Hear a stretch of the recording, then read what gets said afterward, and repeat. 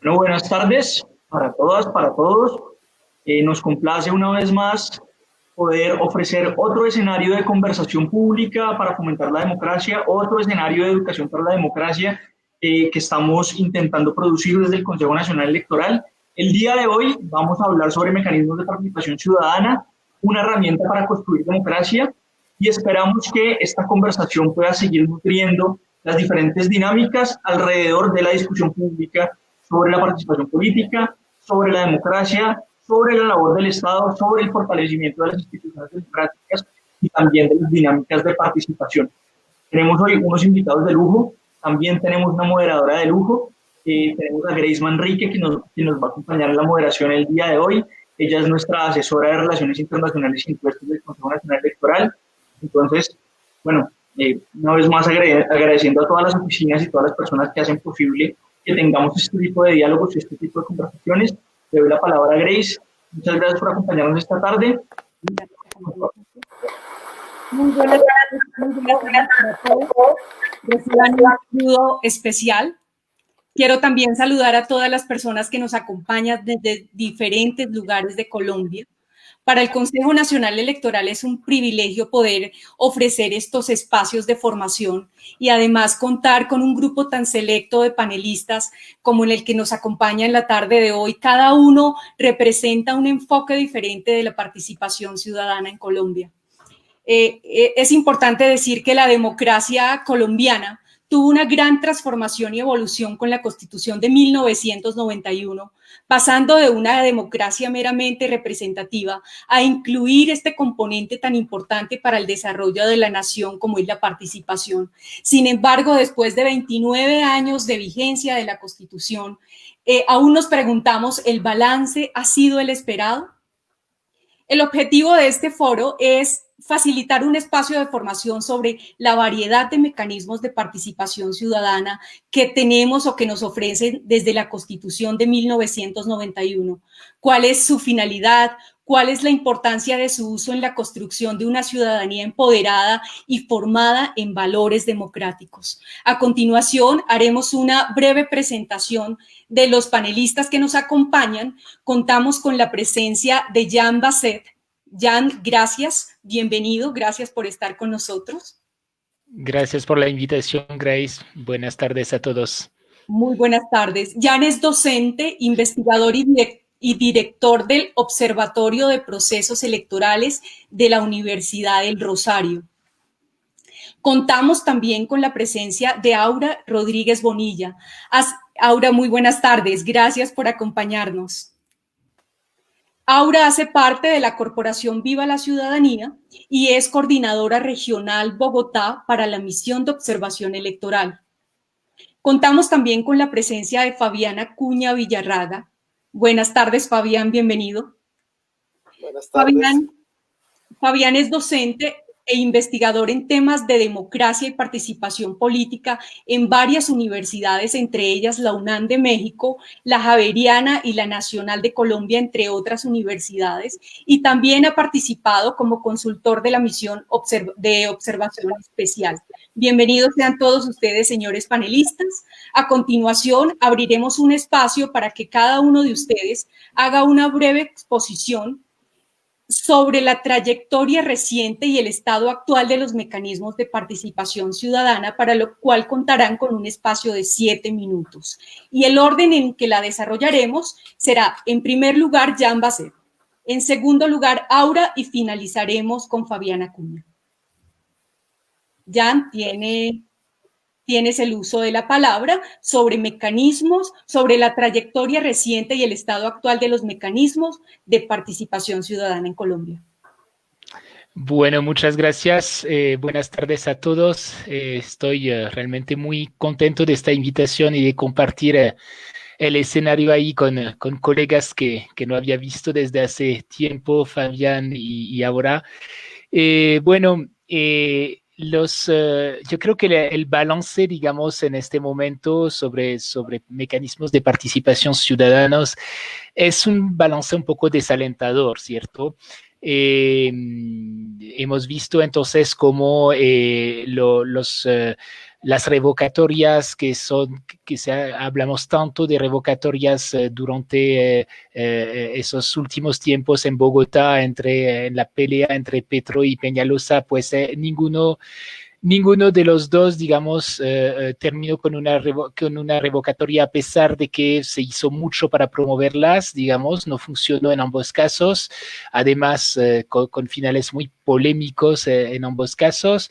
Hemos visto cómo, a pesar de una movilización extraordinaria, la consulta anticorrupción se cayó con muy poco y no pudo pasar el umbral. Hemos visto cómo el auge de las consultas mineras a nivel local en muchísimos municipios de Colombia, pues también fue cortado en seco por decisiones judiciales.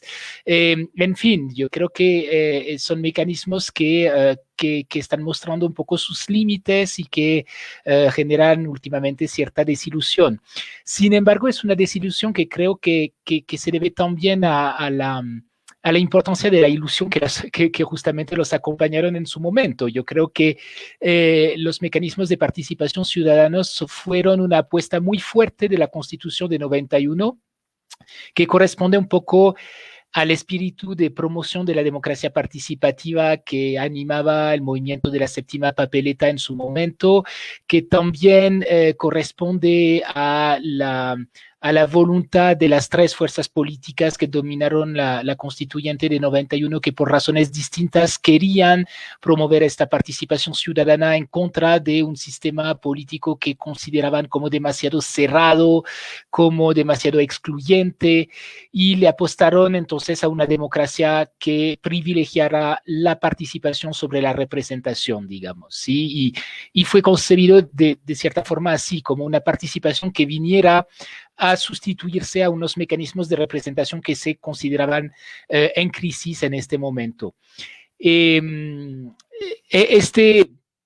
diagnóstico yo creo que ha sido un poco cuestionado después. Hemos visto que en realidad se fundamentaba sobre la idea de que había una ciudadanía muchísimo más movilizada, muchísimo más participativa de lo que era en realidad. ¿Sí? Muchas veces la falta de eficacia de esos mecanismos de participación ciudadanos se deben a la imposibilidad de llegar al umbral, digamos, que caracterizan esos mecanismos, lo que hace que se caen finalmente a falta de participación de la ciudadanía. Entonces, la paradoja y una de las principales razones de la desilusión, entonces, es que esperábamos muchísimo de esta participación ciudadana y seguramente esperábamos de pronto demasiado, ¿no? Imaginábamos ahí que íbamos a tener una ciudadanía hiperactiva, hipermovilizada, y la verdad es que eso no se dio tanto como lo esperábamos en su momento, ¿sí? Es cierto que hay temas de diseño de los mecanismos que paradójicamente no favorecen mucho esta participación y se han venido reformando en varias oportunidades para tratar de bajarles los umbrales, para tratar de hacerlo más fácil, pero en realidad pues no ha sido suficiente hasta este momento. Otra de las razones, creo, por las cuales no han tenido el efecto esperado, tiene que ver con la judicialización de la política muy fuerte en Colombia. Hablaba de las consultas mineras, por ejemplo, ¿no? Hemos visto entonces como una decisión de justicia finalmente corta con este auge de estos mecanismos en varios municipios del país, porque porque se consideró entonces que no se podían implementar a nivel local porque el subsuelo era propiedad de la nación, ¿cierto? Hemos visto muchas veces como decisiones de justicia se atravesan un poco a esos mecanismos porque pues sus ámbitos, digamos, está definido de manera estricta por la Constitución, tiene que ser del ámbito de competencia de la entidad territorial en cuestión, pues no pueden ponerse con temas financieros, con temas constitucionales, a veces, bueno, en fin, hay una serie de limitaciones, digamos, que los hacen difíciles de utilizar.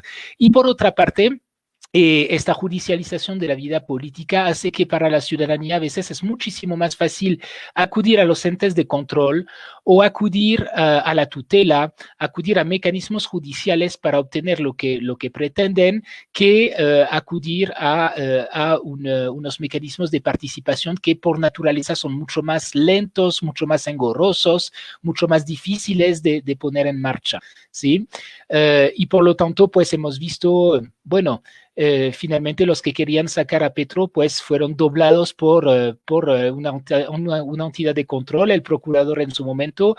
Los que querían sacar a Peñalosa no lo pudieron hacer, pero finalmente por decisiones judiciales lograron revertir decisiones polémicas como el Transmilenio por la séptima, ¿no? Entonces es mucho más fácil acudir y mucho más expedito acudir a esas vías judiciales para la ciudadanía para obtener lo que quieren en muchos casos que utilizar esos mecanismos. Y eso entonces es algo que le resta bastante eficacia a dichos mecanismos. Y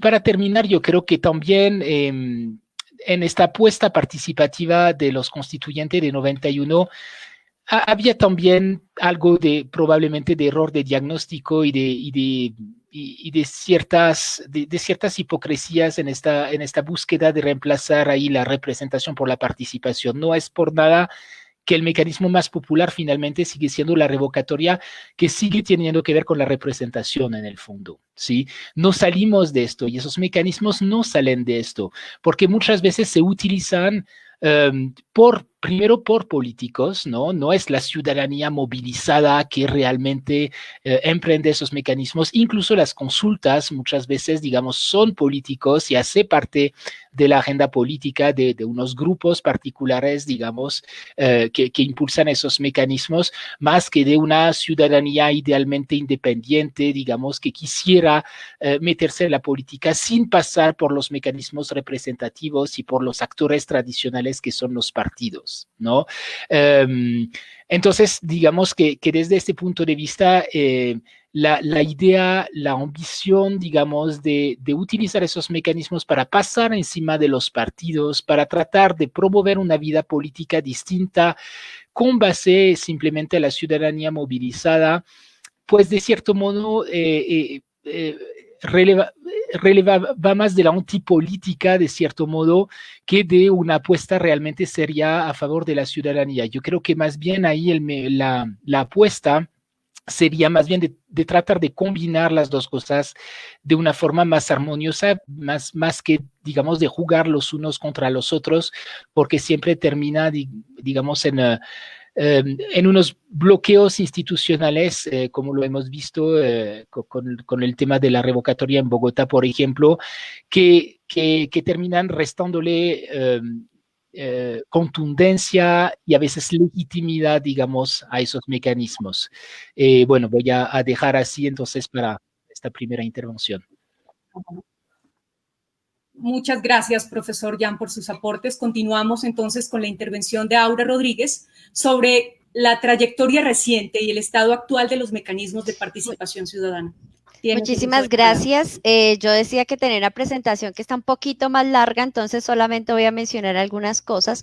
Lo primero es que Colombia viene aprendiendo a ser democrática, y viene aprendiendo es porque veníamos de una democracia puramente representativa. A partir de la Constitución del 91 con mucha fuerza intentamos ser una democracia participativa, pero tenemos detrás una historia de conflicto armado y de guerra que, por supuesto, atraviesa cualquier mecanismo de participación, y eso no lo podemos olvidar.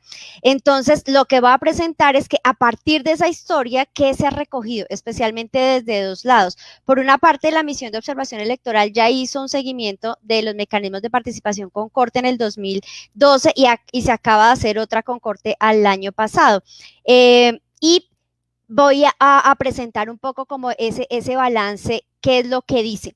Entonces, lo primero es que a partir, por supuesto, de la Constitución del 91 hubo cambios fundamentalmente en la estructura frente a las conformaciones de los partidos políticos, al control y al ejercicio mismo de lo que se llama la participación y los mecanismos de participación. Cuando hablamos después de la Constitución del 91, hablamos de dos cosas. Por una parte, mecanismos de participación, plebiscito, referendo, consulta popular, cabildo abierto, iniciativa legislativa, revocatoria de mandato, pero por otro lado también unos escenarios de control social que fundamentalmente se han movido alrededor de veedurías ciudadanas, de presupuestación participativa y de otros múltiples mecanismos que también existen, que son de participación ciudadana, pero que no se ejercen directamente a través del voto, y eso es una cosa que debemos tener claro. Lo que ya encontrábamos a partir del año 2012, con lo que se había revisado de 1991 al 2012, eran fundamentalmente varias cosas. A partir de los resultados de la revisión de prensa, de grupos focales y charlas con los que habían promovido ciertas iniciativas, encontramos uno, que había obstáculos en general durante la recolección justamente de esos apoyos, de cómo montar una revocatoria, una iniciativa legislativa. Había debilidad de las instituciones electorales porque, por supuesto, tenían que aprender también a instalar y hacer el respaldo de todos estos mecanismos de participación. Se encontró un alto porcentaje de anulación de firmas en la recolección de firmas para desarrollar la iniciativa, y la anulación de firmas tenía que ver con todo tipo de cosas básicas que finalmente eran aprendizajes y que aún a la fecha sigue siendo uno de lo que se encuentra cuando uno revisa. Lo otro que revisamos también y que se encontró es que hay una escasa pedagogía y una escasa publicidad para llamar y convocar a la ciudadanía a esta participación, porque todavía se tiene desde especialmente los mecanismos de control la idea de que invitar a un plebiscito, invitar a un referéndum es igual a un proceso electoral.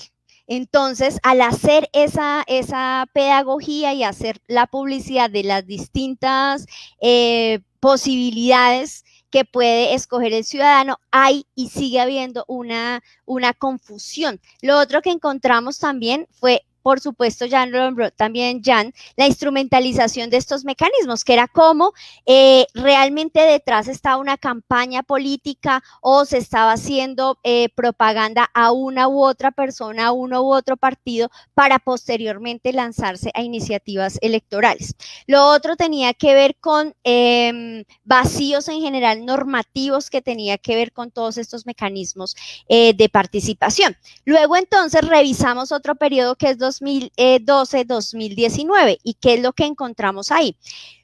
Que por supuesto hay un gran avance con la ley 1757 del 2015, que es la gran ley de participación que se hace, que no solamente se mete con estos mecanismos de participación, sino en general con la participación en el país, y lo que hace fundamentalmente es simplificar procedimientos, dar una claridad frente a los topes, por ejemplo, y cómo se utilizan los recursos en las campañas, incluye requisitos de control para las mismas campañas de estos mecanismos de participación, como por ejemplo los certificados de estados contables, disminuye los umbrales, que era, ya también lo mencionó Jan, uno de los problemas centrales, elimina de alguna manera todo el tema de recolección de firmas para crear los comités promotores. Entonces ya después de que se crean los comités es que se empieza a recolectar firmas. Se ve también qué es lo que sucede con estos comités promotores y las funciones que tienen, y además incluye una iniciativa que es muy importante en este último tiempo, que tiene que ver con las consultas populares, y dice que las consultas populares pueden ser de iniciativa ciudadana, pero justamente parte de lo que encontramos es que todavía existe un gran camino por recorrer en lo que tiene que ver con estos mecanismos de participación. Por una parte, todo lo que tiene que ver con cultura democrática, tanto de las instituciones como de la ciudadanía, todavía no estamos acostumbrados, tenemos unos altos niveles todavía de escepticismo, no creemos, no nos informamos, etcétera, no creemos finalmente en este tipo de mecanismos. Hay vacíos en cuanto a qué se entiende por participación, tanto de las instituciones como de la misma ciudadanía, que lo vemos permanentemente, hasta dónde llegan las decisiones, hasta dónde no, y eso lo hemos visto en todo todos los procesos de participación recientes desde el nivel nacional, pero también local con mucha fuerza. Hay un desmembramiento de las acciones y de las responsabilidades en general de las instituciones, no solamente las que tienen que ver directamente con el acompañamiento o la logística, sino en general con las instituciones estatales de nivel nacional, pero también de nivel regional o de nivel local, que todavía necesitan adaptarse para acompañar de una manera eficaz los mecanismos. Y hay unos escenarios de representación que obstruyen de alguna manera este tipo de procesos, y ese relacionamiento que se ve entre el uso de los mecanismos de participación y el desarrollo de campañas electorales en general puede ser un obstáculo, pero que tiene que irse transformando. No es que ese relacionamiento de por sí esté mal, pero como se usa no es de una manera ni adecuada, ni transparente, ni ayuda a la participación, ni por supuesto al ejercicio de una democracia, ni representativa ni participativa. Y por supuesto ubicamos elementos en general de armonización legislativa que es muy importante seguirle prestando atención. Hay otras muchas cosas que hicimos, y acá lo que estoy presentando es fruto justamente de nuestra observación electoral como MOE, de seguimiento a prensa, de revisión de decisiones judiciales, de la misma interlocución, como ya les dije, y lo que encontramos en cifras y en resultados de la participación, así aquí lo pueden ver un poco en grupos, pero ya lo mencionaba Jan, de 191, por ejemplo, revocatorias del mandato, solamente una ha sido posible en todos estos años, y ahí pueden ver, desafortunadamente el tiempo no me da, pero ustedes lo pueden tener ahí, el total de iniciativas que se tenían. Ahí hay un errorcito, dice 2018, realmente van hasta el 2019, hemos visto un total de 568 iniciativas. Eso no quiere decir que se hayan desarrollado, ahí ustedes lo ven temáticamente, pero de esas 568, solamente 97 han prosperado, es decir, que entre este grupo de lo que se quiere hacer como mecanismo, como iniciativa ciudadana, solamente 97 llegan a ser real. Y eso ya nos dice que hay un gran vacío en torno a todo esto que quiere la ciudadanía y lo que en realidad logra hacer en este proceso. ¿Qué ubicamos? Lo llamamos un poco como vulneraciones. Hay de todo tipo, aquí solamente se ubican algunas. Ubicamos unas vulneraciones internas que tienen que ver más con las instituciones y demás, que están relacionadas con la solicitud de los requisitos. Se piden muchas cosas para que la ciudadanía pueda organizarse y pueda desarrollar el mismo mecanismo de participación. Yo recuerdo, por ejemplo, en Bogotá, en todo lo que pasó alrededor del sí, del no por la paz, y una localidad como Usme, por ejemplo, buscó conformar 16 comités en ese momento, recuerdo, por el sí, y fue tanto todo lo que les tocó hacer alrededor de las mismas conformaciones de los comités que olvidaron en sí mismo el propósito de los mismos comités y el desarrollo mismo de su campaña de pedagogía y de trabajo directamente con la ciudadanía, que fue uno como de los grandes aprendizajes que por lo menos en Bogotá hubo, pero que tenemos ejemplos así en todo el país. Por supuesto, parte de estas debilidades tiene que ver, por ejemplo, con la ausencia de recursos para la realización de los procesos y de los mecanismos básicos de respaldo frente a las consultas, frente a los referendos, que es una cosa súper importante. Como también ubicamos desviación del poder por parte de los servidores públicos, o un poco compromiso de los servidores frente a los mismos mecanismos, porque finalmente es ciudadanía, y no es que institucionalmente haya esa voluntad, pero sí, digamos, de parte de los funcionarios falta a veces, en muchas ocasiones, el entendimiento también de lo que pasa con esto.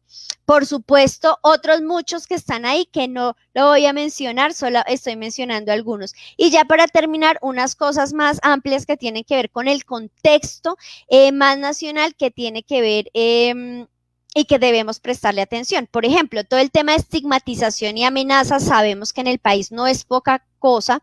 Lo que ha sucedido en muchos casos es que en los comités promotores de estas iniciativas y mecanismos de participación se les tilda, se les amenaza, sobre todo a nivel local, y casos de esos hay muchos en Colombia. Recuerdo ahora, por ejemplo, el de Cajamarca, donde el comité promotor también empezó, de la consulta popular, empezó a recibir amenazas, hostigamientos, y entonces ahí volvemos a ver cómo el conflicto atraviesa también esta dinámica de participación y de desarrollo de la democracia, que es supremamente importante. Lo otro, lo que ya habíamos mencionado, la instrumentalización de la participación ciudadana con fines electorales. Entonces, hay muchos casos en el país donde detrás de estas iniciativas ciudadanas, a veces, y yo lo veo aquí un poquito distinto a Jan, y es en la medida que la iniciativa ciudadana va tomando fuerza, va haciendo que más ciudadanía, hombres y mujeres, se interesen por el tema. Muchas iniciativas, no desde partidos políticos, ni corrientes de movimientos políticos, ni tradicionales, ni alternativos, pero que va con fines electorales. En la medida que eso va tomando fuerza es cuando llegan estas iniciativas más electorales y empiezan a manipular un poco lo que sucede. También algunas organizaciones hemos escuchado que nos decían cómo fue tan exitoso el proceso de participación ciudadana que como mismo proceso eso ha evolucionado y se ha convertido en organizaciones, en redes de trabajo conjunto que claramente no se logran medir con resultados electorales, pero que hace parte de estos aprendizajes para no quedarnos solamente con lo negativo, sino también en la medida que avanzamos como sociedad en cómo participar, en cómo hacerlo mejor, también encontramos que esto no solamente en términos electorales, sino de organización social, también es una cosa muy importante, incluso de pedagogía en torno a la exigibilidad de derechos, a entender qué son los derechos humanos, incluso derechos alrededor del ambiente, la salud, la educación, que han sido muy interesantes como aprendizaje colectivo. Aquí hay otras, muchas de las vulneraciones que encontramos, todo el tema de polarización, cada vez más el tema de las noticias falsas y cómo se promueve el desprestigio como parte de estos mecanismos, y otras de las vulneraciones que encontramos, pero que ustedes pueden ver ahí en la presentación. Muchas gracias, Aura, por tu presentación. Damos entrada a Fabiana Acuña para finalizar esta primera ronda. Gracias.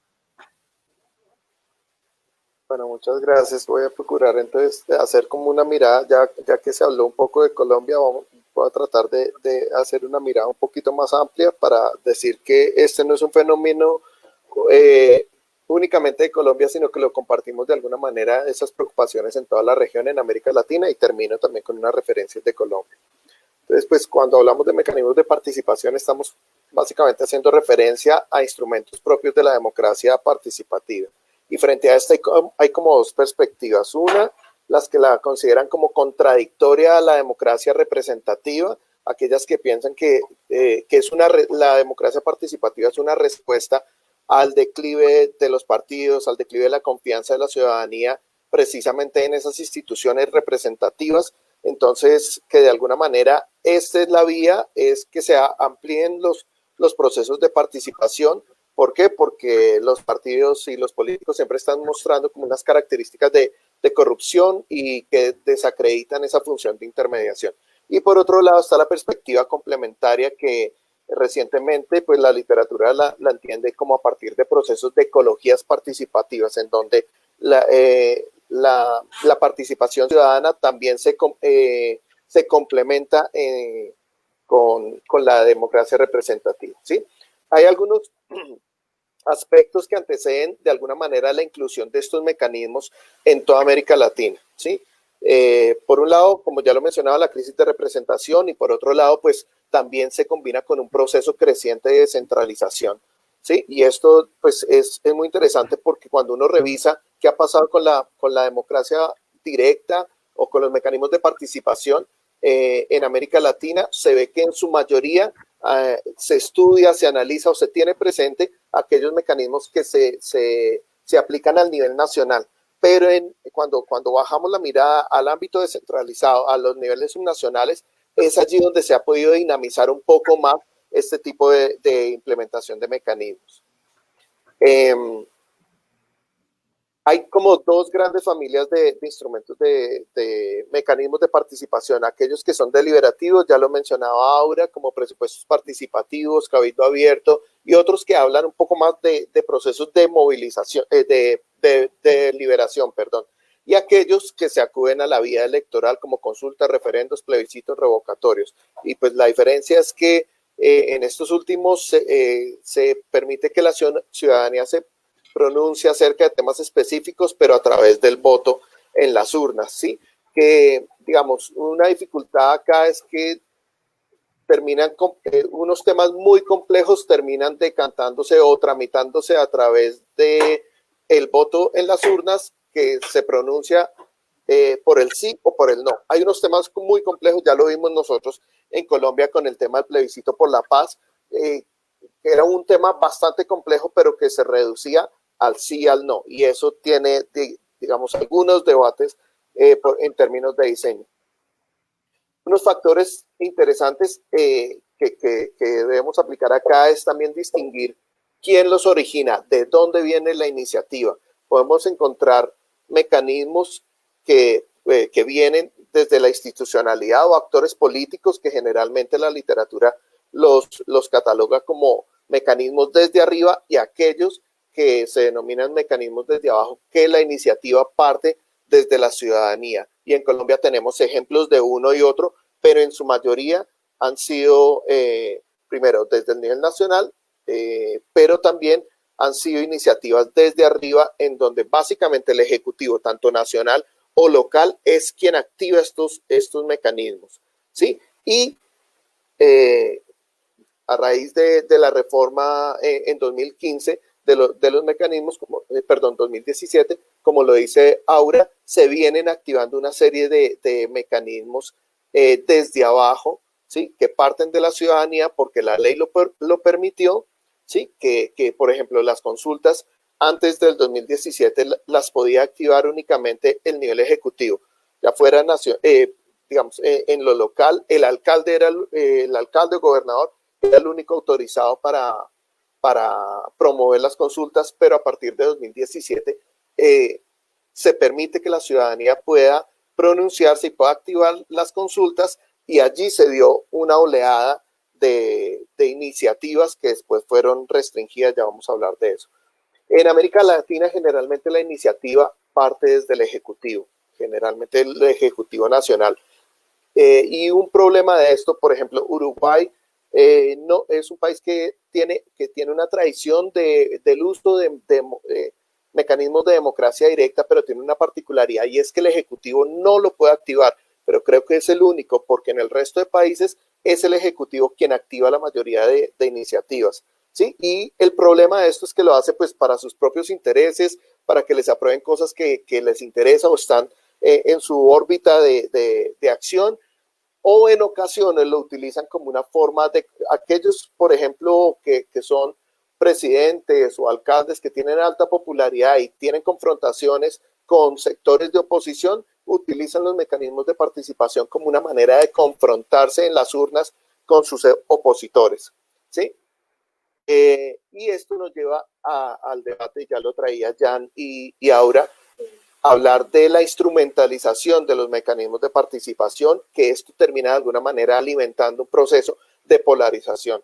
Entonces, ejemplos de estos los tenemos en América Latina muchísimos. Tenemos el referendo de Venezuela por la reelección indefinida, que terminó realizando 2 referendos para que le permitieran, porque en el primero la población no le aprobó la reelección indefinida a Chávez, y posteriormente tuvo que hacer uno nuevo, pero este es ejemplo de mecanismo que tiene iniciativa desde arriba y para intereses del Ejecutivo. Los referendos revocatorios y aprobatorios de las referendos convocatorios o aprobatorios de las constituciones, que lo tuvimos en el Perú de Fujimori, en Bolivia con Evo, en Ecuador con Correa, en Venezuela con Hugo Chávez, se dieron, además que se convocó la constituyente a través de mecanismos de participación, también se hizo una aprobación de ella basándose en este tipo de mecanismos, ¿sí? Pero el problema acá es que las iniciativas que han tenido mayores dificultades son aquellas que tienen una activación o implementación desde abajo, ¿sí? Que es lo que uno podría decir, allí está como verdaderamente la esencia de la participación. Si abrimos espacios a la participación para que la ciudadanía pueda manifestarse, pues lo que ha pasado, una evaluación un poco de América Latina y también de Colombia, es que no ha sido la ciudadanía en su mayoría la que se ha pronunciado, sino que ha sido a través de mecanismos activados desde el nivel ejecutivo. Y en aquellas ocasiones en donde se ha dado activación desde abajo, pues estos mecanismos han tenido una cantidad de trabas no solo para la activación en términos de cumplir con umbrales y filtros legales, que en ocasiones se dice que los umbrales de participación son muy altas, que la recolección de firmas el tiempo es muy poco o son muchas las firmas que se requieren. Y entonces allí se ha quedado buena parte de las iniciativas desde abajo. Pero también hemos tenido iniciativas legislativas. Una evaluación reciente que hizo Janina Well acerca de iniciativas legislativas en Colombia es que hemos tenido varias iniciativas que han llegado al Congreso, que se ha hecho todo el proceso de las firmas, han llegado al Congreso a discutirlas y por un lado en el Congreso las reconfiguran y terminan no pasando a la etapa ya electoral, sino que se queda en el primer trámite porque básicamente estos mecanismos que vienen desde abajo, pues de alguna manera lo que hacen es contrarrestar los intereses pues de los gobiernos de turno, ¿sí?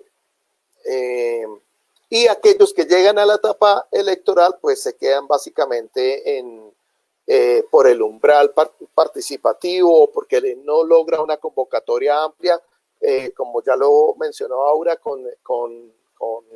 por ejemplo, con los revocatorios. En Colombia tuvimos el referendo del 2003 que activó el primer gobierno de Álvaro Uribe y se quedó, llegó a la etapa electoral, pero se quedó porque no superó los umbrales de participación, ¿sí? Y una cosa interesante para retomar lo que venía diciendo acerca de las iniciativas desde abajo es que un problema para lograr superar los filtros es que las intenciones de mecanismos que vienen desde abajo de alguna manera lo que quieren es o superar un statu quo, ¿sí? Que es un statu quo que favorece a intereses distintos, generalmente desde los gobiernos nacionales o locales o intereses de clase política y económica de sus regiones, como ya voy a terminar ahorita hablando del tema de las consultas mineras, que es un ejemplo de estos mecanismos desde abajo que, o sea, cuando uno mira en América Latina ejemplos de mecanismos de participación desde abajo, la gran mayoría se queda en temas de trámites, pero las consultas, por ejemplo, las consultas mineras han sido uno de estos mecanismos desde abajo que sí logran de alguna manera en términos electorales un nivel de éxito, pero el problema ha sido una vez se surte el proceso, ¿sí? Altos niveles de participación, la gente se pronuncia mayoritariamente en contra de la implementación o continuación de proyectos extractivos, mineros o de hidroeléctricas. Entonces la gente participa. Primero surge desde abajo, ¿sí? Supera todos los filtros que no han superado los otros mecanismos desde abajo y las trabas institucionales. Lo supera. Llega a la etapa electoral. Supera ampliamente las votaciones y los umbrales. Pero donde se le está poniendo la mayor traba es en el proceso de implementación, ya lo mencionaba Jan, a partir de un proceso como de judicialización de la participación. Bien, no me queda mucho tiempo, pero los mecanismos de participación tienen como 3 etapas, básicamente. Una es la de activación, en donde se quedan muchos, que es donde se da la etapa de las firmas, como de los procesos legales y los trámites legales, y muchas iniciativas se quedan allí, incluidos revocatorios, consultas, muchas de ellas se quedan en la etapa de activación, ¿sí? Otra etapa es la etapa como de procedimiento y resultado, que es cuando ya se pasa como al estado de la votación y a la convocatoria ciudadana, y también allí hay una serie de filtros, umbrales que no logran superarse, pero aquellos que logran superarse tienen, parece que, una tercera etapa en donde se generan bloqueos, y es una etapa en la que me he concentrado ahorita a estudiar, y es la etapa de implementación. ¿Qué pasa con la implementación en la decisión? ¿Sí? Aquellos instrumentos, por ejemplo, que han venido desde abajo, la pregunta es ¿en qué posición? O sea, cuando hablamos, por ejemplo, de los actores, hay como dos tipos de actores en este tipo de iniciativas. Uno, que son los que activan la iniciativa, y los otros los que se oponen. La pregunta es, ¿el gobierno en qué lado está? Como ya les decía, en América Latina, en su mayoría, el gobierno ha estado del lado de impulsar las iniciativas, ¿sí? Y lo que pasa es que cuando llegan a la etapa electoral y ganan, pues no hay ningún problema en que el resultado de ese mecanismo, si es favorable al gobierno, se implemente. No hay ningún problema. Básicamente los opositores pues tienen que decir, ok, se surtió el proceso y se implementa, ¿sí? Como lo ha sido, ya lo mencioné, como algunos referendos en Venezuela, Ecuador, que es el rey de los mecanismos de participación, y por ejemplo en las consultas, ¿sí? Cuando gana el gobierno se implementa sin ningún problema, pero no es igual cuando la iniciativa es desde abajo, ¿sí? Y acá está el ejemplo, digamos, el mayor ejemplo son las consultas mineras. Cuando la iniciativa ha estado desde abajo, surte todos los umbrales que les digo, y todas las dificultades y todos esos filtros, tienen alta participación.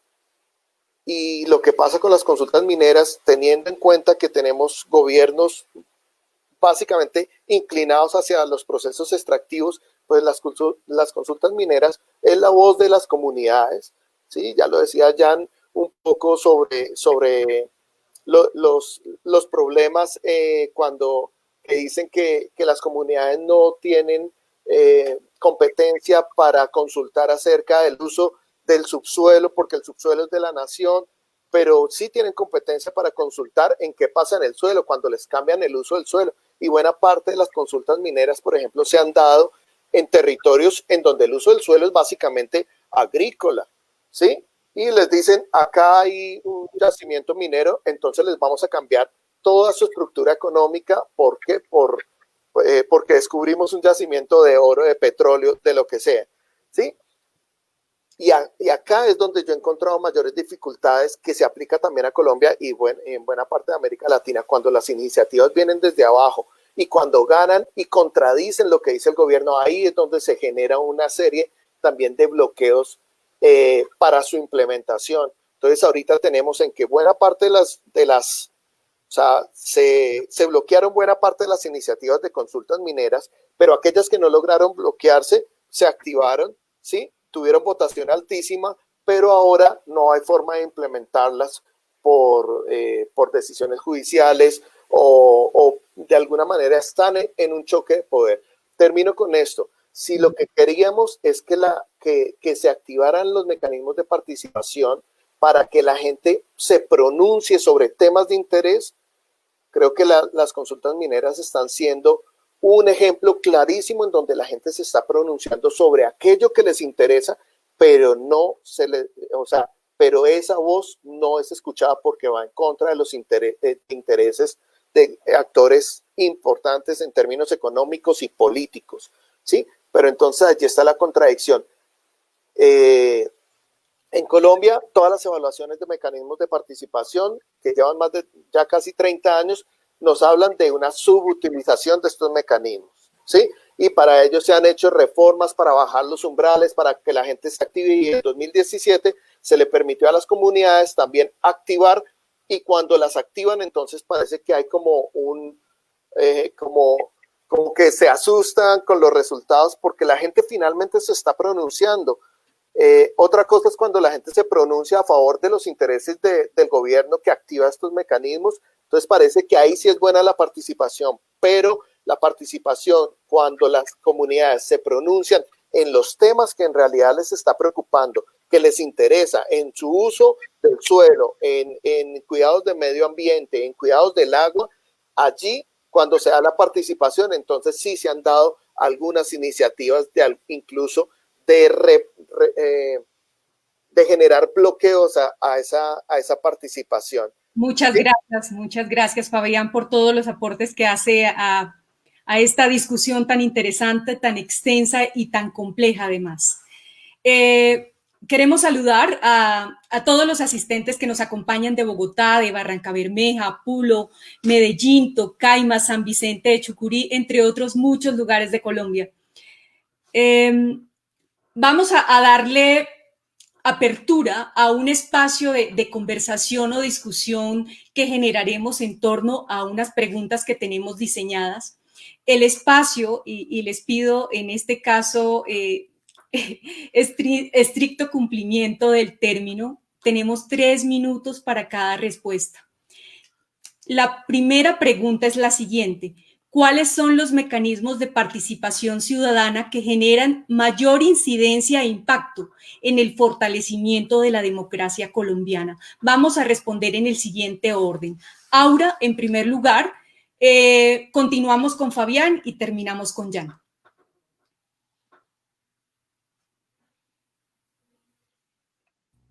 Me quedó el micrófono cerrado. No, parte de lo que yo veía cuando leía la pregunta y nos lo mandaron para preparar, yo decía, pues que han tenido incidencia, y yo diría en términos de resultado, la historia es de una gran frustración. Si veo las cifras y se comparan, es decir, se cambió algo, logró que esa decisión llegara al final, y yo diría la historia desde la ciudadanía sería de una gran frustración, y diría casi que ningún mecanismo o ninguno sirve para el fortalecimiento de la democracia. Pero visto un poco fortalecimiento de la democracia no en términos solo el resultado en la decisión, sino lo que es el proceso para la sociedad, fundamentalmente yo ubico por lo menos estas 3, pero habrían más cosas. La primera, yo creo que para Colombia es muy importante aprender a discutir en la diferencia, saber que hay posturas distintas, que hay otras maneras de ver. Entonces, en la medida que se desarrollan los mecanismos de participación, las distintas posturas, iniciativas y demás, pues es aprender que vivimos en un país democrático que tiene distintas visiones de país, distintas posturas políticas, intereses con actores distintos. Eso para mí es un aspecto que es súper importante. Y eso en un país en guerra, perdón que insista, es una cosa importantísima. Lo segundo tiene que ver con cómo las nuevas generaciones van aprendiendo que también este país se construye de una manera distinta. Y es las generaciones, mis abuelos no estuvieron no participaron en ningún mecanismo seguramente antes. Y en la medida que va avanzando el tiempo, las nuevas generaciones tienen más acceso a estos mecanismos y lo pueden ver como algo más próximo, más cotidiano, posible, aún con todas las dificultades. Seguramente en los municipios más pequeños, además de la frustración, van a decir, pero aprendimos a esto, pero sirvió para esto otro, y yo creo que eso, especialmente en la historia futura de Colombia, espero yo, sea una cosa de las más importantes. La tercera tiene que ver con el aprendizaje de derechos, de la concepción y noción en general de derechos, y es cómo efectivamente, por una parte, hay derechos que no se pueden llevar a votaciones abiertas y eso. Por otro lado, como los mecanismos de participación también sirven para exigir derechos. Y creo que esas dos aristas son muy importantes cuando hablamos de fortalecimiento de la democracia hacia futuro, y que me parece que eran elementos que vale la pena hacerlo. También institucionalmente, porque digamos, esto es como ciudadanía, institucionalmente también, en la medida que vamos haciendo adaptaciones, que se va revisando la cosa, pues eso seguramente hace que se cambie legislativamente lo que sucede, que se cambie la mentalidad en los mismos funcionarios, que se cambien las instituciones hacia adentro, las estructuras, los mecanismos, etcétera. Pero bueno, todavía es que nos falta mucha historia por vivir y mucho que aprender como sociedad para decir que estamos perfectos y bien con los mecanismos. Hay mucho que evolucionar, hay mucho que cambiar, hay mucho que implementar y sobre todo que como ciudadanía en Colombia entendamos que la participación y esto que hemos llamado democracia participativa tiene posibilidades más allá de los mecanismos electorales formales, que la presupuestación participativa, que las vedurías, que el control social, también hace parte de todos estos mecanismos de participación que pueden ser muy potentes a largo plazo, aunque hasta ahora nos haya traído grandes frustraciones. Muchas gracias, Aura. Tiene la palabra Fabián. Bueno, coincido con Aura en la medida en que, claro, como que siempre cuando hablamos de mecanismos de participación estamos pensando en aquellos mecanismos como que llegan más a los medios de comunicación, como los que en donde se acude al voto, ¿sí? Como revocatorios, consultas, plebiscitos, referendos, como que llegan más a los medios de comunicación y la gente los tiene más presentes, ¿sí? Pero bueno, voy a dejar eso ahí para decir, hay otros mecanismos que aquellos como deliberativos, ya los mencionaba Aura, como la presupuestación participativa y otros mecanismos que están como en niveles mucho más abajo que permiten de alguna manera que las comunidades tengan esos procesos de priorización de recursos, priorización de proyectos que puedan manifestar en donde tienen su interés, ¿sí? La dificultad es que buena parte de esos mecanismos están, o sea, no son como consultivos, no son vinculantes, no son, sino que pues un alcalde puede decir si hace un proceso de presupuesto participativo o no, ¿sí? O digamos, puede abrir el espacio, pero lo que resulte de esos presupuestos participativos o de esos procesos de control social no son vinculantes, sino que pueden quedar engavetados sin ningún problema y se chulea, es fácil chulear y decir sí cumplimos en abrir el espacio, pero no nos interesó nada lo que haya generado ese espacio o ese tipo de priorización en el presupuesto, etcétera. Eso es un problema y hay otros mecanismos como que menos espectaculares, menos llamativos o que lleguen menos a los medios de comunicación, pero están activos y las comunidades están activas exigiendo.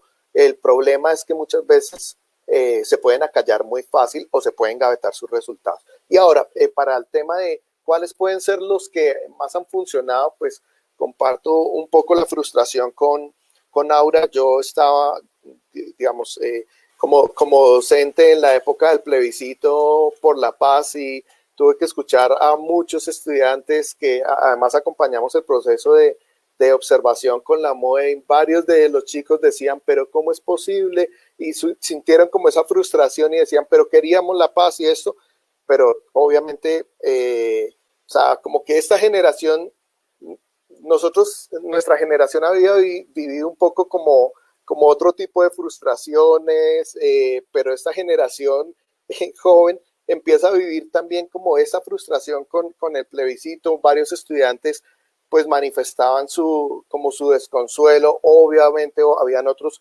estudiantes que estaban de acuerdo con el no y pues dijeron nos fue bien y otros que estaban por el lado del sí notaron como una frustración y enseguida salieron a movilizarse y creo que ese tipo de cosas es importante para generar eco en la ciudadanía y decir estos espacios participativos toca defenderlos y toca acompañarlos y toca también participar, ¿sí? Y termino con esto, pues ya lo mencionaba con mi interés un poco con las consultas mineras porque los mecanismos de participación que tienen mayor incidencia y que pueden de alguna manera ayudar a fortalecer la democracia son los mecanismos que vienen desde abajo, porque aquellos mecanismos que se utilizan desde arriba básicamente están del lado del interés digamos, del Ejecutivo. Y muchas veces los mecanismos que vienen desde abajo quieren mostrar la voz de la ciudadanía y eso es lo que se espera. Pero el lío es que allí es donde se encuentra la mayoría de bloqueos. Muchas gracias, Fabián. Profesor Jan, adelante.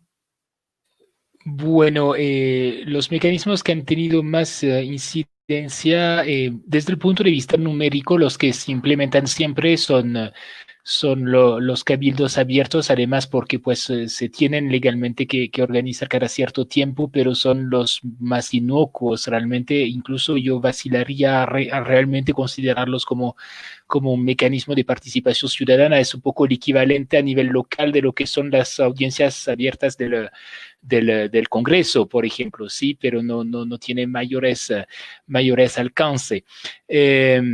Son mucho más interesantes, yo creo, la apuesta hacia mecanismos, lo hemos dicho, de iniciativa ciudadana. Y efectivamente, en este sentido, es muy importante la ley 1757 de 2015 que permite justamente que esos mecanismos ya estén implementados a iniciativa de la ciudadanía y no simplemente de los ejecutivos nacional o local. Sí, eso es absolutamente fundamental. Y eso sí es realmente lo que podría permitir rescatar un poco esos mecanismos en el porvenir. Sin embargo, pues lo que vemos es que más allá de los cabildos abiertos, los más utilizados entonces después de estos son la revocatoria.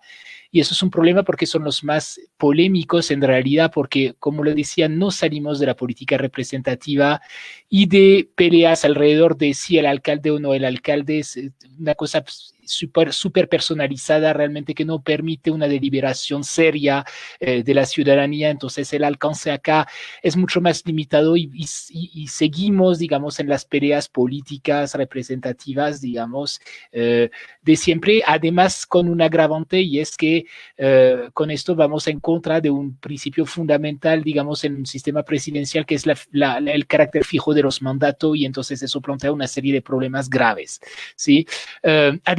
Además, en un contexto en que los mandatos son cortos, ¿no? 4 años en Colombia, tanto para las autoridades locales como nacionales, es muy corto, ¿sí? Entonces, yo creo que eso muestra, digamos, un límite, ¿no?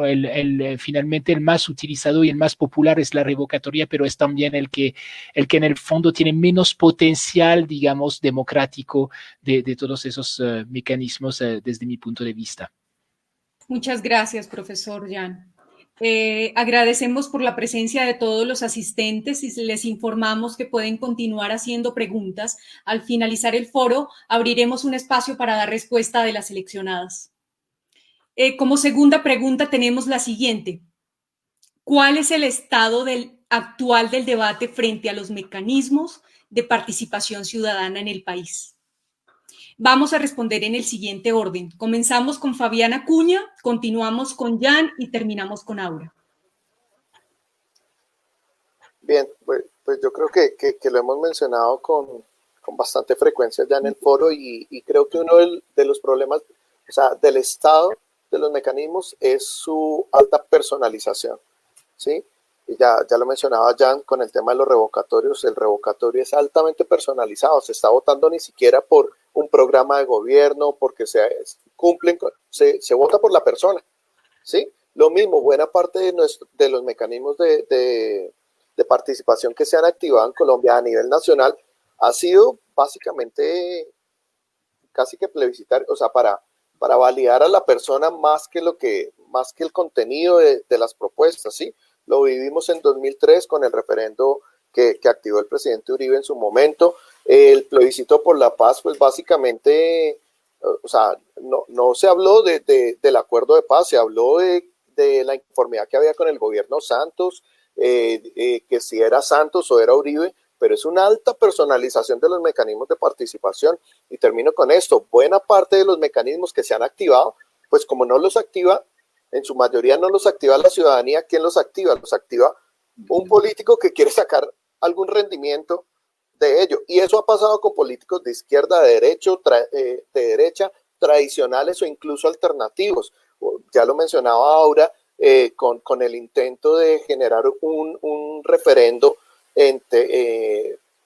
pues para restringir derechos fundamentales que se quiso tramitar en el Congreso, en términos de si estábamos a favor o no de que las parejas del mismo sexo pudieran adoptar. O sea, eso es un tema de derechos. Los derechos no podrían estar en el ámbito de los mecanismos de participación de ninguna manera.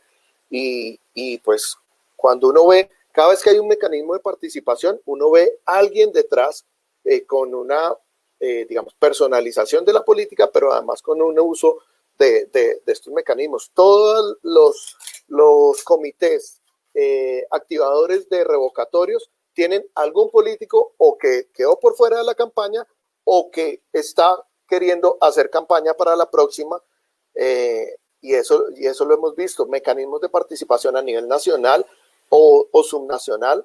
Buena parte de las personas quienes están detrás han sido políticos que quieren sacar un rendimiento político para su elección futura.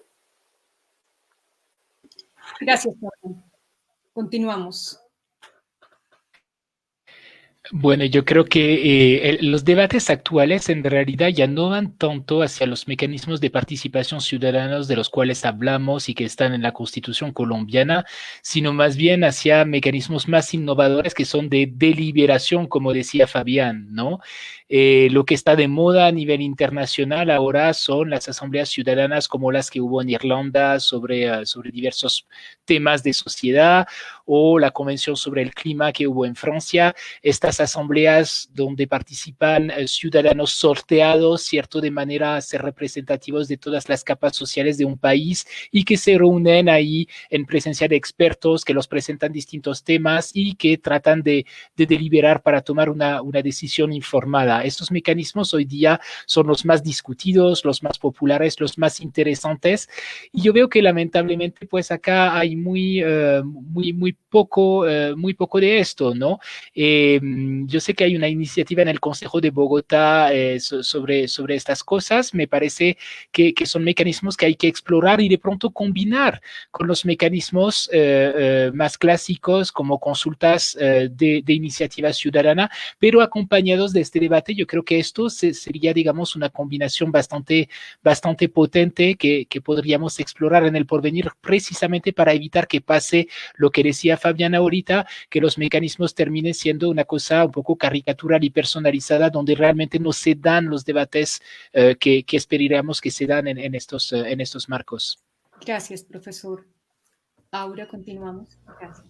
Bueno, yo hacía un resumen de lo que han sido especialmente este último año, a partir de conversaciones que se han tenido con organizaciones sociales y estudios recientes que han salido alrededor de la participación en Colombia, y yo resumía esto como en 4 grandes grupos. Uno, lo que tiene que ver con la virtualidad en general, y cómo hay acceso, ya no solamente es la discusión sobre el voto virtual o no, sino en estas condiciones, además de pandemia, lo que tiene que ver con el acceso a la tecnología, voto virtual o no, acceso a información, interlocución con autoridades, etcétera. Entonces, todo, digamos, alrededor de la virtualidad, cómo se usa o limita la participación, cómo la potencia, hasta dónde la potencia, por ejemplo, para nuevas generaciones o no, hasta dónde la limita para sectores que tradicionalmente han sido excluidos y no tienen acceso a la tecnología en general. Entonces, bueno, ahí yo creo que hay un gran debate alrededor de la virtualidad que me parece importante.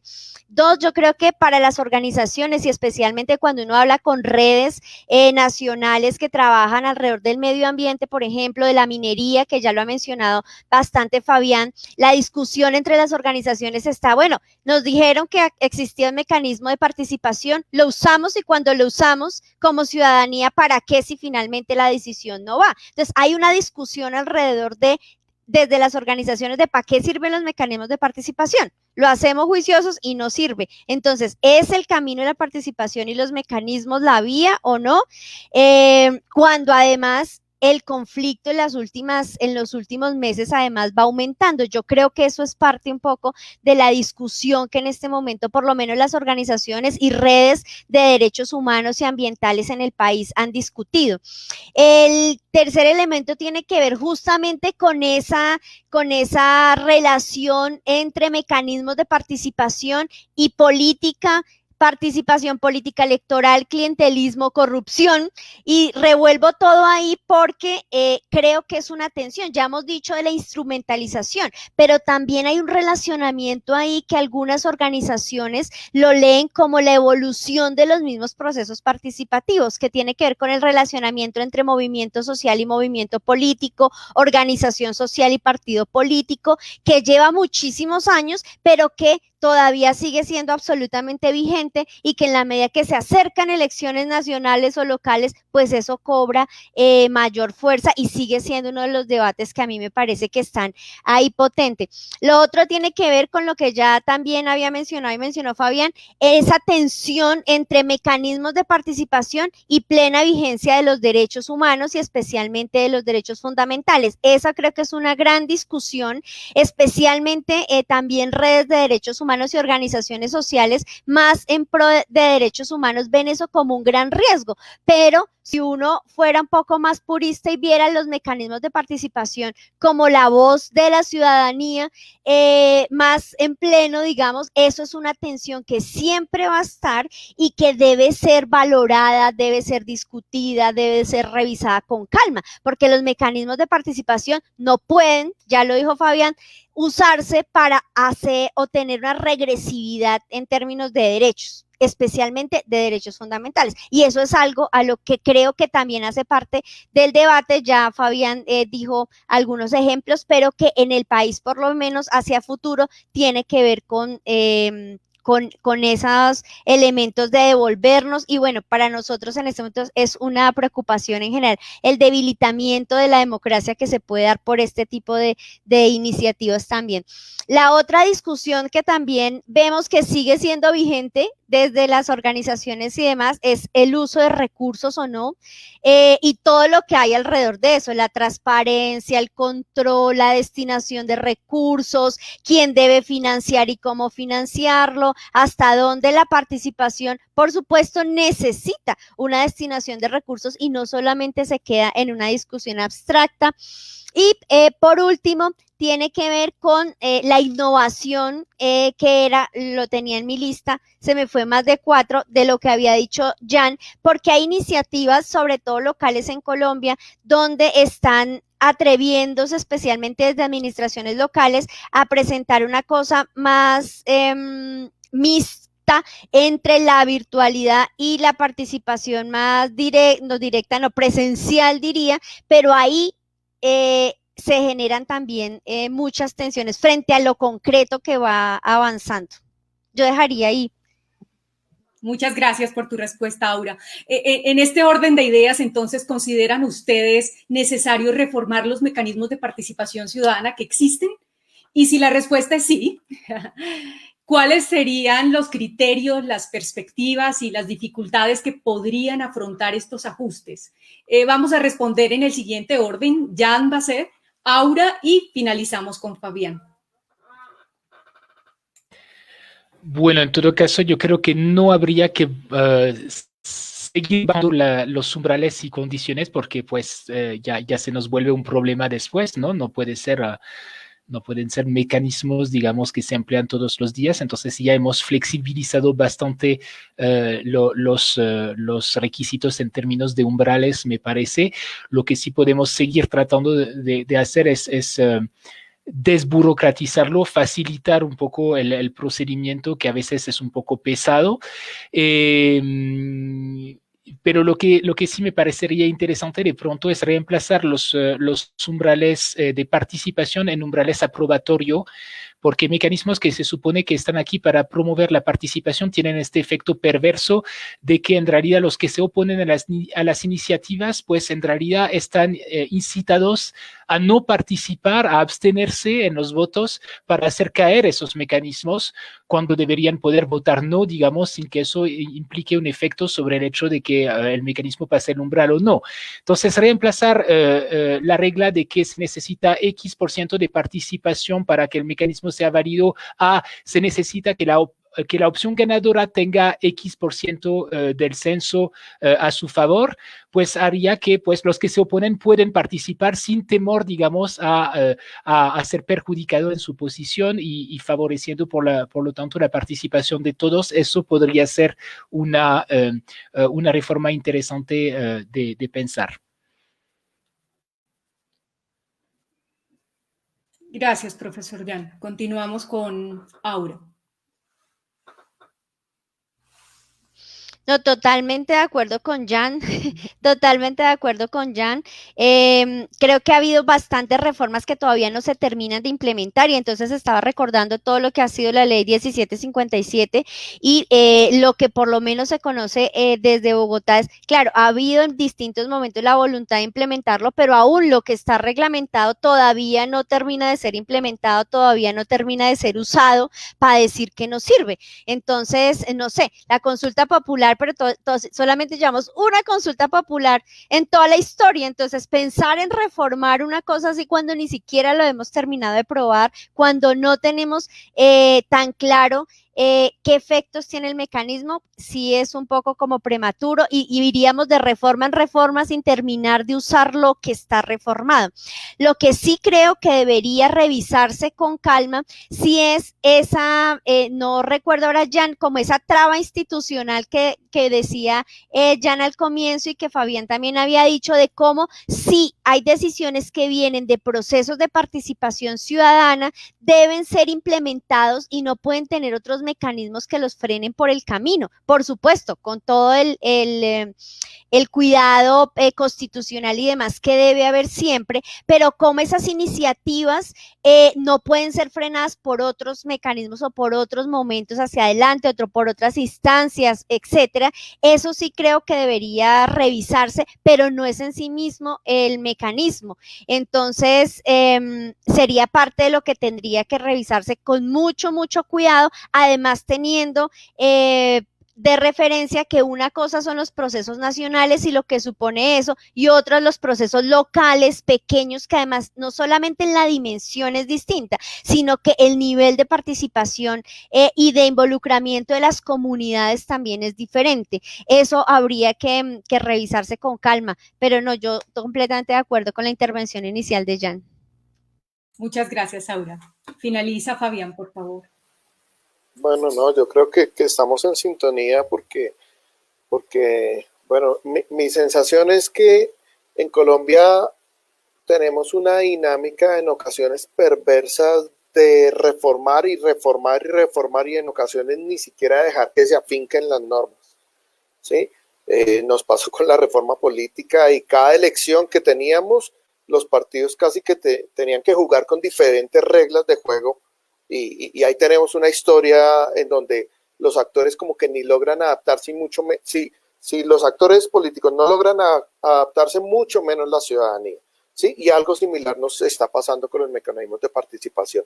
Se abre un espacio y una expectativa en el 91 y buena parte o sea, hay una cantidad de mecanismos, se ve que como que la gente no los utiliza y se hace una nueva reforma, se bajan umbrales de participación, se bajan umbrales para que la gente pueda activarlos de una mejor manera, se hace como una serie de reformas y cuando la gente empieza a utilizarlos, entonces ya estamos buscando reversar esas reformas, ¿sí? Y para mí fue muy, pues lo digo porque lo que estoy estudiando ahorita en mi investigación es las consultas mineras, pero para mí fue muy interesante, pero digamos, interesante, pero contradictorio ver que cuando estamos en el proceso del fast track, que se supone que era para implementar los acuerdos de paz, en el punto 2, que dice que lo que se debe procurar es ampliar la democracia, ahí empezaron a pasar reformas para ponerle trabas a las consultas y a los revocatorios, ¿sí? O sea, miren lo contradictorio. Vamos a implementar el acuerdo de paz que quiere es mejorar la democracia y ampliar la democracia y entonces una de las reformas para ampliar la democracia es ponerle trabas a los mecanismos de participación. Y en Colombia nos pasa mucho eso, que buscamos reformar y reformar y reformar, ¿sí? Entonces yo creo que primero dejar la reformitis y dejar que Yo creo que el esfuerzo que se hizo en 2017 retomó varios intentos de reforma y ya tenemos este nuevo diseño institucional, pues entonces por lo menos darle un poco de estabilidad. Lo que ha pasado es que, claro, cuando se amplió la posibilidad de consultas por parte de la ciudadanía y bajar los umbrales para los revocatorios, pues lo que hizo, lo natural que pasó fue que la gente se viera abocada a la utilización de los mecanismos. Era lo que queríamos, ¿no? Pero en el momento en que la gente empieza a pronunciarse, ya empieza a tocar como fibras que la institucionalidad empieza a resentir y entonces busca la manera de revertir eso. Creo que eso es una dinámica perversa. Muchas gracias Fabián por su respuesta. Iniciaremos dando respuesta a las preguntas que nos hacen nuestros asistentes. Las respuestas las pueden ofrecer como ustedes las quieran. La primera pregunta que nos hacen es Jenny Méndez. Pregunta, ante este panorama, ¿cuáles son las alternativas? Podríamos añadir esa pregunta ¿qué recomendaciones podrían dar a las instituciones y qué propuestas de innovación en democracia participativa se podrían agenciar? ¿Quién quiere responder? Bueno, quizás yo una recomendación, digamos, es primero facilitar la implementación de los mecanismos existentes. No es posible que haya una pelotera entre Ministerio de Hacienda y Registraduría cada vez que hay que implementar un mecanismo porque no hay plata para hacerlo, por ejemplo, ¿sí? Aquí yo creo que la Registraduría está en mora de inventar algún tipo de mecanismo más ligero que una elección ordinaria también, porque si no es cierto que es demasiado costoso, pero inventarnos algo que permita, digamos, implementar estos mecanismos sin tanto costo, sin tantos trámites y sin tantas dificultades. Yo creo que esto sería importante, hacer el proceso mucho más liviano en la implementación, ¿no? En el voto, que una elección ordinaria, porque la registraduría ha tomado la costumbre de que cada proceso que implica el voto de la ciudadanía tiene que ser como una elección nacional, como la presidencial, y obviamente esto es una cosa absolutamente loca. Necesitamos encontrar otras cosas, y yo lo enlazaría anticipándome a la segunda pregunta sobre el uso de mecanismos electrónicos. Sí se podría pensar, pero con mucho cuidado. Es una cosa que estamos discutiendo ahorita, que hablamos de la reforma del Código Electoral también.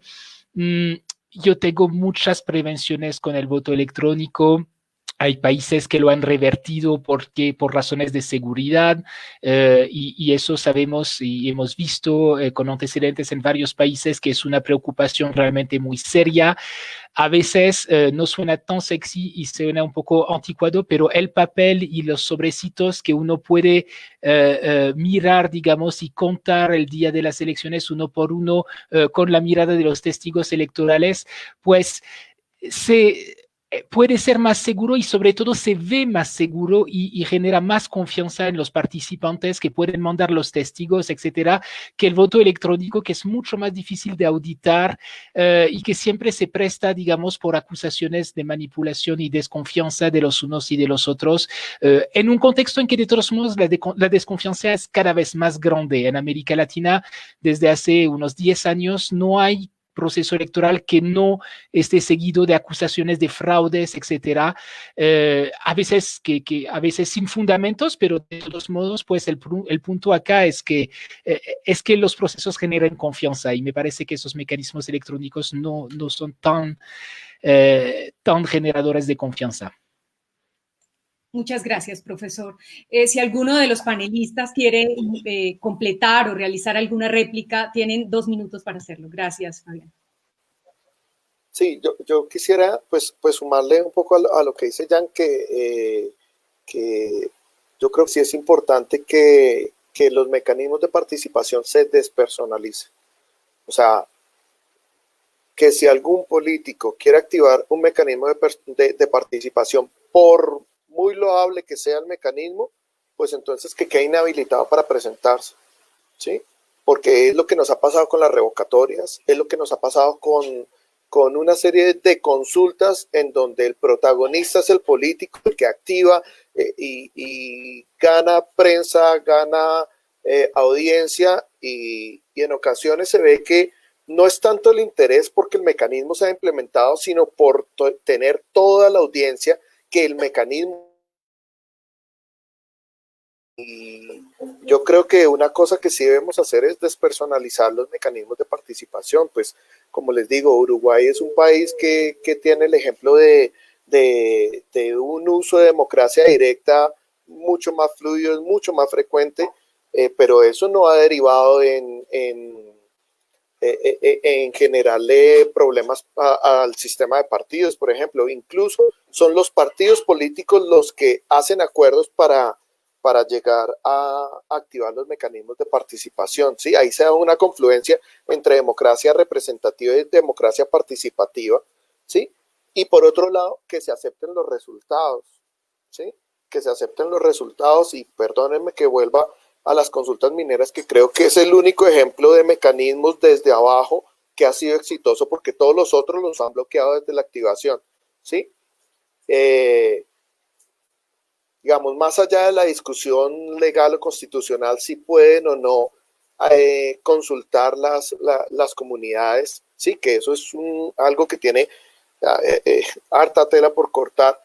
Acá sí hay algo y es que las comunidades sí quieren pronunciarse, sí, ya lo decía Jan en el tema de la financiación de los mecanismos. O sea, una forma de chantajear a las comunidades es decirles, si ustedes quieren hacer consulta, entonces ustedes las pagan. ¿Sí? Si usted, alcalde, quiere acompañar la consulta, ustedes la pagan, ¿sí? Cuando eso es, pues, de alguna manera inconstitucional, ¿sí? Y ahí tenemos el ejemplo de San Lorenzo, el municipio en Nariño, que le pusieron esas trabas, le dijeron, no, la registraduría no va a acompañar la consulta, no va a haber la institucionalidad, pero la gente quiere, de alguna manera, quiso participar y se buscó mecanismos. Ahí estuvieron con el apoyo de la MOE, pero también de veedores internacionales. ¿Por qué? Porque de alguna manera la gente quiere pronunciarse. Yo creo que, bueno, no sé, pero uno de los problemas grandes de nuestros mecanismos es que están de manos de políticos y de personas que quieren sacarle un provecho político a los mecanismos, violando el espíritu mismo de la participación. Y cuando lo hacen las comunidades, entonces ahí sí se le pone la mayor traba. Muchas gracias, Fabián. Consideramos ya respondida la primera y la segunda pregunta. Vamos a darle lectura a la tercera pregunta. José Luis Cotes Ángel hace las siguientes preguntas. ¿Cómo fomentar una participación activa de los primeros votantes? Y la segunda que hace el mismo participante es cómo pasar de la participación del diálogo a la participación en la implementación de programas. Y la tercera que hace es cómo mejorar la gobernanza en los municipios con pocos recursos. No intervine en la anterior porque quería responder sobre estas de los nuevos votantes, y es que parte de la experiencia que hemos venido desarrollando en Bogotá y también en otros lugares del país tuvo que ver con qué pasa con esos nuevos votantes cuando es la primera vez en realidad que los colombianos y colombianas nos acercamos al sistema electoral, y lo que encontramos es que por supuesto no es cuando tenemos 18 años y empezamos a votar o empezamos a abstenernos, sino es desde lo que sucede en los colegios, y lo que encontramos es una gran brecha entre la cultura, digamos, electoral que se aprende en el colegio y lo que luego se desarrolla y lo que es el adulto ya participando directamente. Y ahí tenemos que empezar. Yo creo que en general, en términos de lo que los colegios desarrollan como propuesta educativa en torno a la participación, tiene que ser algo que debe ser más potente y reestructurado completamente en el país. Hemos encontrado como prácticas desde los niños más pequeños, incluso de transición, empiezan a hacer ejercicios que pueden ser absolutamente mecánicos y que desde muy pequeños pueden ayudar a alimentar justamente una cultura absolutamente clientelista y que no nos damos cuenta. No estoy diciendo con eso que los maestros conscientemente hagan eso, solo que al no prestarle la atención suficiente, se alimenta, se reproduce durante muchos años una cultura de votar por cualquiera, de no ponerle atención a la propuesta, de sentir que el proceso electoral es una carga aburrida, mayoritariamente. No quiere decir tampoco que no existan experiencias maravillosas en el país, pero desafortunadamente son pocas. Y si un niño de preescolar, porque lo hemos visto y vivido, uno va y acompaña procesos de elección de personeros, por ejemplo, y un niño de 5 años te responde, ¿por quién estás votando? ¿Cómo así que? Por el 2, ¿por qué por el 2? Porque ella me dijo, porque el otro me dijo, porque hicieron una actividad y me regalaron un dulce. Es decir, la cultura en general de la participación tiene que empezar desde chiquitos, pero además si en el colegio hacen una propuesta y de una vez los rectores y los profesores les dicen no, pues es exactamente lo mismo que podemos reproducir con la consulta popular de adultos. Y eso es algo que debemos, yo creo que estamos en mora de pensar mucho más esto, de darle vueltas, por ejemplo, la participación de las mujeres, y sucede exactamente lo mismo. Por ejemplo, las niñas cuando están entre 12, 13 años empiezan a participar menos, y cuando uno hace ejercicios de investigación juiciosa, por ahora en casitos aislados, yo me atrevería a intuir cosas que tienen que ver justamente con cómo a esa edad las niñas empiezan a tener un desarrollo sexual que las marginan de su vida y de su participación. Y eso sería parte de las cosas que desde el colegio, y digo desde los chiquiticos, tendríamos que revisar y ponerle atención. Y ahí yo creo que es muy potente el ejercicio, y bueno, este es un tema que me encanta y podríamos comenzar mucho, pero es muy potente y que también, por lo menos desde la MO hemos publicado unas cosas, pero tendríamos que seguir trabajando en torno a eso. Lo otro tiene que ver con la participación y el diálogo y demás. Yo creo que hay distintas experiencias, creo que hay que seguir, por una parte, sistematizando los aprendizajes, no solo las frustraciones, porque entonces contamos una historia de verdades desde la frustración, y también Colombia ha ido cambiando y hay cosas que no solo son frustrantes, ¿sí? Y es, sí, leo un poco, no sé, lo del plebiscito, yo podría decir, desde la frustración no tenemos nada que hacer, pero desde el aprendizaje social fue muy importante la discusión pública, cotidiana, el aceptar que habían unas cosas que no funcionaban, la paz como posibilidad para una sociedad como la nuestra, etcétera. O si cogemos la consulta anticorrupción, pero así con cualquier mecanismo. La corrupción como parte de la discusión social cotidiana, o la minería, y saber si eso tiene consecuencias sobre lo que yo vivo como ciudadano, como sector rural metido, no sé, en las montañas de este país, es parte de lo que tendría que es, yo creo que de los más potentes. Entonces, lo primero, la sistematización, yo creo que de revisar mejor eso. Creo que también hay que ver un poco cuáles son esas experiencias muy exitosas que de pronto a nivel local han permitido un diálogo y una negociación, finalmente, un acuerdo con las autoridades locales, pero que no pase por el clientelismo y la corrupción, sino por la concertación ciudadana, y eso también existe. Habría que ver y identificar. Incluso hicimos alguna de estas experiencias en los municipios PEDETS, y era, bueno, ¿cómo fue que se lograron priorizar proyectos o no? ¿En dónde están los huecos? Y todos sabemos cosas como, no sé, en los diagnósticos va perfecto porque todo el mundo participa, todo el mundo dice las cosas que no funcionan, y cuando ya llega el momento de decidir qué hacer o definir recursos, estamos mal. O ejercicios como presupuestación participativa, por ejemplo, en ese sentido también han enseñado qué cosas no nos sirven y qué cosas efectivamente pueden dar cabida a ese diálogo que decía José Luis, que está preguntando, ese diálogo y participación e implementación de programas. O las mismas experiencias de control social y veedurías que han hecho también el seguimiento, especialmente a obras públicas, pero bueno, son seguimientos concretos que se han hecho. O en el caso de Bogotá, alguna vez se tuvo ejercicios de obras con saldo pedagógico, saber un poco qué funcionó y qué no. Y ahí la ciudadanía participaba no solamente en la priorización y en la asignación de recursos, sino en la ejecución misma de los programas. Pero eso hay que verlo con mayor detalle y ver un poco, para mí creo que el truco es partir como de lo que ha funcionado bien. Claro, identificar todo lo que no funciona, pero cuáles son esos trucos de lo que sí permite el diálogo, sí permite avanzar, sí permite la transparencia, las distintas posturas que me parece que sería como lo clave. Muchas gracias, Aura. La última pregunta que tenemos del público la hace Juan Carlos Ríos y dice: uno de los mayores avances de la Ley 1757 del 2015 fue la creación del Consejo Nacional de Participación Ciudadana tras sus primeros años de funcionamiento. ¿Qué opinión les merece este espacio y cómo han visto su funcionamiento en relación con el uso de mecanismos, espacios y canales de participación ciudadana? ¿Quién quiere responder esa pregunta?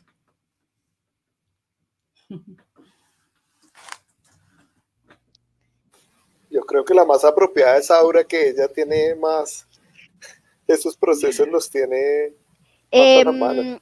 Bueno, lo que pasa es que uno es un consejo que hasta ahora está arrancando y hace parte de muchos consejos más, ¿no? Entonces uno no podría decir, uy, si funciona perfecto o no funciona, sino que es un consejo que hasta ahora está arrancando. De hecho, la conformación y demás fue una cosa reciente y de plano uno puede decir, pues tiene de pronto los mismos vicios y dificultades que tienen todos los demás consejos, como un Consejo Nacional de Planeación, que es intentar tener dentro del consejo la mayor representatividad posible de sectores sociales, poblacionales y demás, y ya el hecho mismo de la conformación, la elección incluso de los representantes, podría ser parte de heredar cosas que vienen de atrás, pero también yo lo veo como una gran potencia en la medida que estos espacios logran tener dinámica, logran entender que tienen agenda propia, dinámica.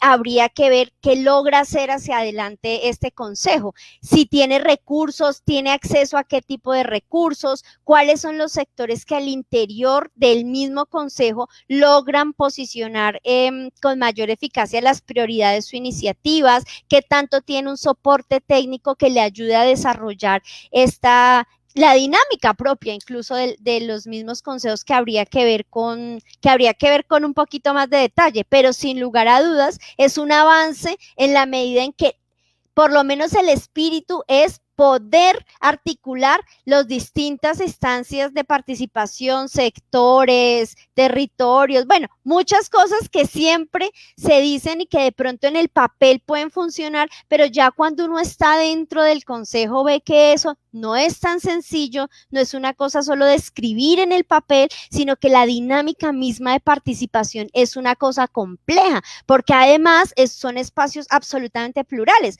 generacionales, de credo, territoriales, de intereses políticos, económicos, etcétera, que no es tan sencillo. Es decir, tener una Colombia en un grupito pequeño no es fácil, pero sin lugar a dudas es un avance en términos de participación y democracia, porque es darle un lugar a el tema de la participación y esta coordinación de los distintos sectores en el país. Entonces hay que ver un poquito cuáles son sus resultados hacia futuro, diría yo. Muchas gracias, Aura. Ya para finalizar, invitamos a que cada panelista haga una breve reflexión a modo de conclusión para irnos.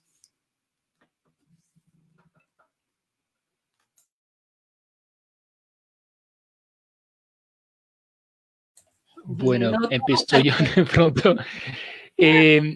Pues me parece que como les decía, me parece que el desafío ahora, y insisto sobre esto y termino con esto, es combinar los mecanismos de participación ciudadana a la vez con la democracia representativa de una forma mucho más armoniosa de lo que ha sido el caso ahora, que simplemente no terminen estos mecanismos siendo un recurso más en la pelea política de siempre, ¿sí? Sino realmente unos procedimientos que permitan enriquecer la vida política y complementarse con ella la vida política representativa, y hay que pensar mucho mejor cómo articulamos la política representativa y los partidos políticos, etcétera, con esos mecanismos, que se puede, que se debe hacer y que no se debe hacer, como lo decíamos también desde ese punto de vista, y añadir la tercera dimensión de la deliberación, que me parece clave, que me parece que es cada vez más, que adquiere una importancia cada vez mayor. Y yo creo que la situación actual es propicia para esto. Pensaba mucho en esto cuando el presidente de la República convocó su famosa conversación nacional después del paro nacional y de toda la movilización social del año pasado. Esta conversación nacional fue, digamos, lo más gris, tradicional, posible, digamos, y terminó en nada, ¿sí? ¿Por qué? Porque pusimos acá a hablar los de siempre, los gremios y no sé qué, para decir los de siempre en un formato absolutamente acartonado, y de eso no salió absolutamente nada, cuando de pronto era una oportunidad para hacer una cosa distinta. Yo hubiera esperado del presidente de la economía naranja que se inventara la política naranja o algo así, una cosa mucho más innovadora, con tecnología, con participación, con innovación, con no sé qué, ¿sí? Convocando asambleas ciudadanas, convocando nuevos mecanismos de participación y de deliberación política, y yo creo que fue una oportunidad perdida desde ese punto de vista. Hay realmente mecanismos innovativos que tenemos que implementar y articular mucho mejor a la democracia representativa. Entonces, yo creo que hay que buscar, digamos, esos escenarios de innovación en el porvenir, y más aún en la situación difícil donde hay cada vez más contestación y polarización en el país. Yo creo que es una tarea realmente indispensable. Muchas gracias, profesor Jan, por sus aportes. El CNE está muy agradecido y espera contar con su presencia en próximas oportunidades. Con mucho gusto, Grace. Bien. Bueno, yo me animo, entonces. Dale, Fabián. No, Laura, dale. Sí, yo me arriesgaría como a decir dos grandes cosas. La primera, que avanzar en la utilización eficiente o eficaz de los mecanismos de participación, finalmente seguir avanzando en la profundización de la democracia en el país. Y avanzar en la democracia en el país supone avanzar hacia la paz también, es decir, es optar porque la sociedad colombiana siga siendo un Estado social de derecho y no profundicemos la guerra, y eso es supremamente importante en un contexto como este, mucho más cuando hemos visto en los últimos meses nuevamente masacres, aumento de los asesinatos de líderes y lideresas sociales. Es un elemento importante, es decir, pensar en la participación, en los mecanismos de participación, también más allá de los mecanismos electorales, es muy importante, es vital para nosotros, pero también para las generaciones futuras, porque finalmente nos estamos jugando la Colombia que queremos hoy y hacia adelante. Y eso tiene que ver con la democracia, tiene que ver con la construcción de paz. Lo segundo tiene que ver, o quería decir, y es que cuando hablamos de participación, creo que es muy importante ubicar que existe, por supuesto, una participación institucional muy ligada, por supuesto, a estas instancias, mecanismos y demás, pero también existen por lo menos dos tipos más de participación que es súper importante tener en cuenta. Uno, la no institucional, y es toda aquella que nace a partir de las organizaciones sociales, de las redes, de los movimientos sociales en todo el país, que es muy potente, que también tiene voz, que tiene otras maneras de hacerse sentir y de influir en las decisiones. Pero hay una tercera mecanismo de participación qué es la protesta social como un derecho de derechos, que es muy importante. Es decir, cuando la gente también protesta, está manifestando la inconformidad de algo, está promoviendo finalmente su participación de una manera distinta, por eso se concibe como derecho.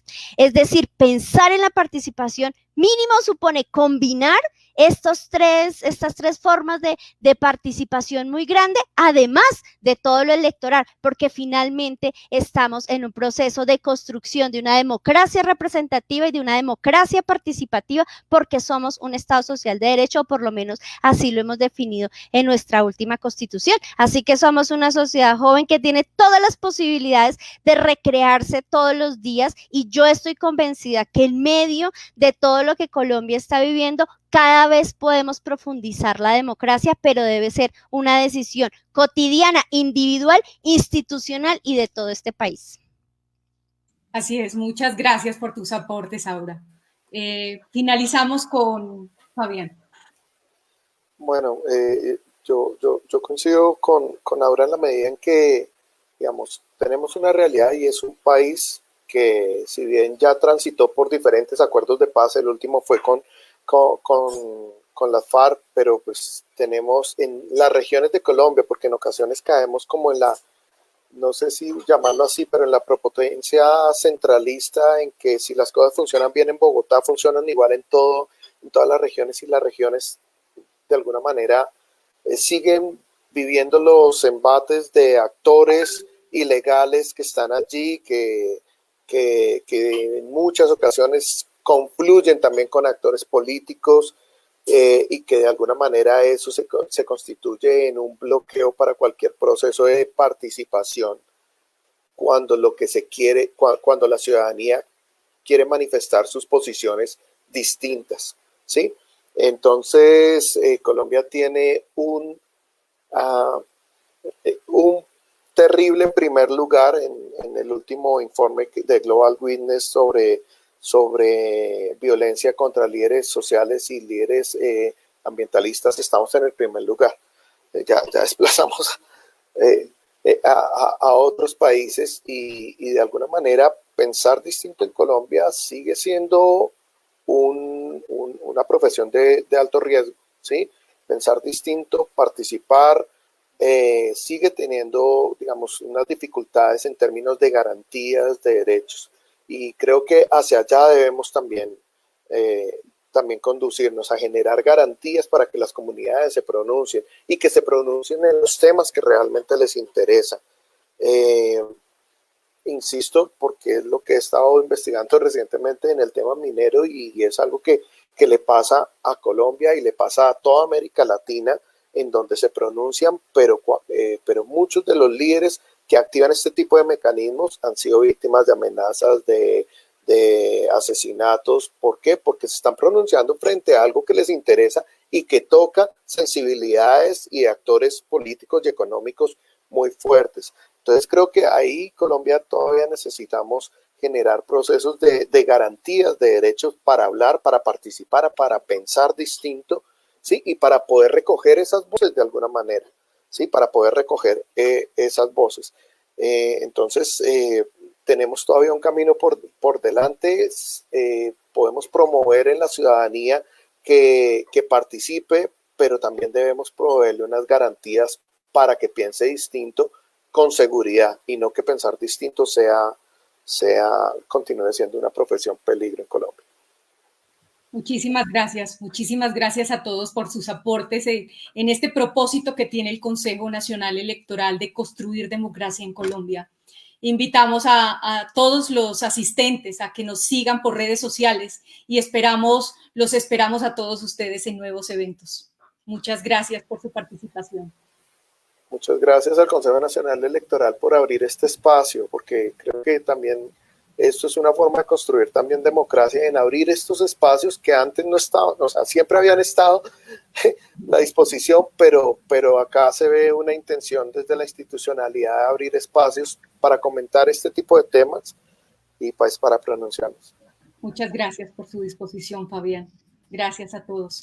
Gracias por la invitación. Muchas gracias. Feliz resto de tarde. Mil gracias. Un saludo a los compañeros. Gracias, señor.